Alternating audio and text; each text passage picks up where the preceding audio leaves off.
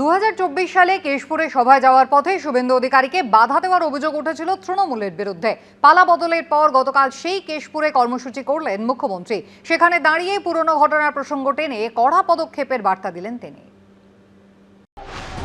হালি শহরে মৃত তৃণমূল কর্মীর বাড়িতে যাওয়ার সময় রবিবার প্রাক্তন মুখ্যমন্ত্রী মমতা বন্দ্যোপাধ্যায়কে ঘিরে বিক্ষোভ দেখানো হয়েছে। জুতো কাদা কিছুই বাদ যায়নি।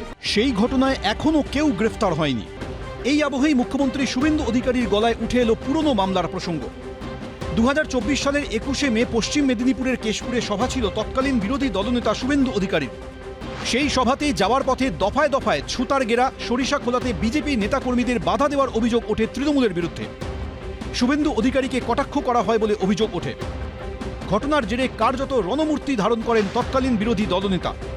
সভা থেকে ফেরার পথে সরিষাখোলায় গাড়ি থেকে নেমে পড়েন তিনি। 2 বছর পর সেই কেশপুরে দাঁড়িয়ে পুরনো ঘটনার প্রসঙ্গ টেনে কড়া পদক্ষেপের নির্দেশ দিলেন শুভেন্দু অধিকারী।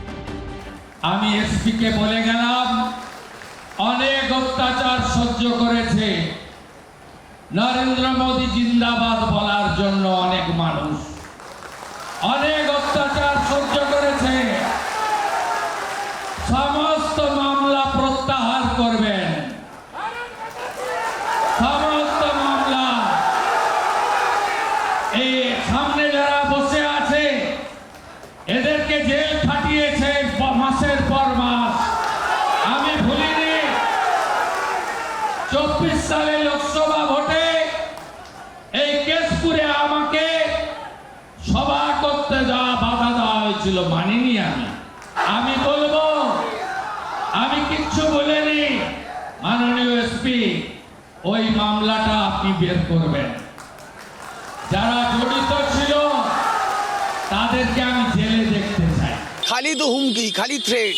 মুখ্যমন্ত্রী বিধানসভার ভেতরে শুভেন্দুকে থ্রেট করছেন, বাইরে থ্রেট করছেন, জেলে ঢোকাবো, কাস্টাডিতে নেবো। একটা মুখ্যমন্ত্রীর কি এটাই কাজ?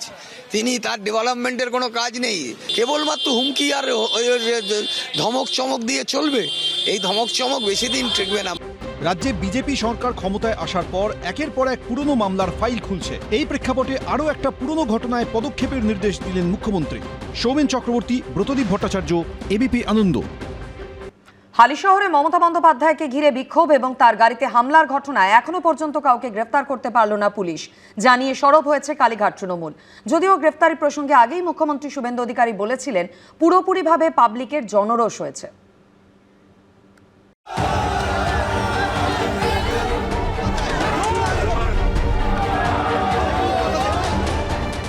পুলিশ লকআপে তৃণমূল কর্মীর মৃত্যু।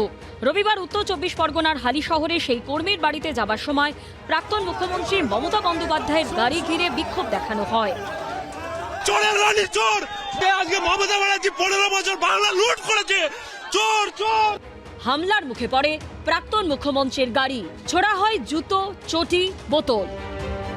এখানে চিফ মিনিস্টার আর বিজেপি সন্ত্রাস চলছে। এত বড় বড় পাথর মেরেছে। হোম মিনিস্টার নিজে he is doing nuisance, he is a nuisance creator.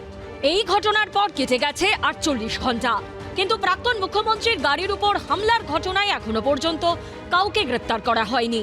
কোনো ব্যবস্থা নো নিড। কমপ্লিটলি পাবলিকের জনরোষ হয়েছে, কিচ্ছু হবে না। কেউ পাথর ছোড়েনি, ছবিতে পুলিশ দেখেনি। জনরোষ জনরোষ। এত চুরি করেছেন।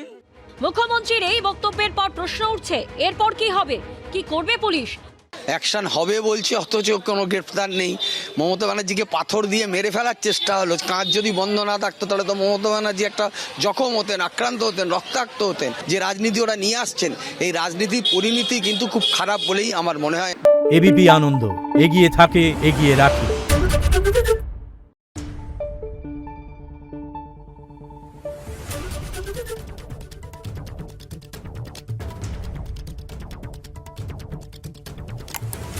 Thank you.